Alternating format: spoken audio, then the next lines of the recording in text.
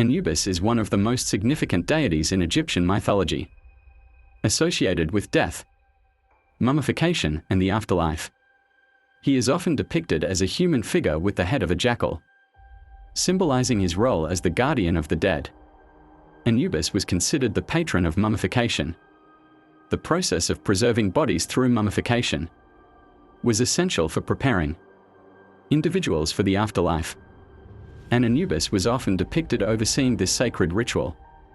According to Egyptian mythology, Anubis protected the souls of the dead, ensuring their safe passage from the grave to the afterlife, and ultimately to the judgment hall of Osiris.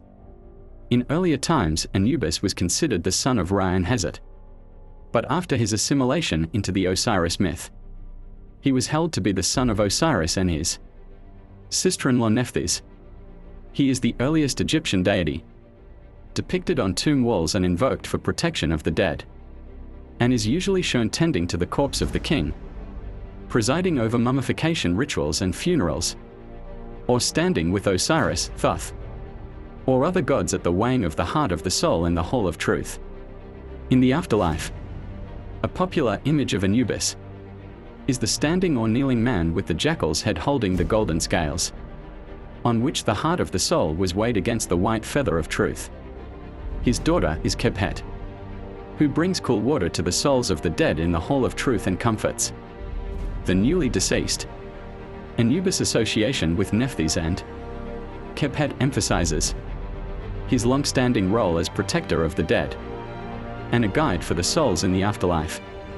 In the early dynastic period, circa 3150 to 2613 BCE, and Old Kingdom, circa 2613 to 2181 BCE, Anubis was the sole lord of the dead and righteous judge of the soul.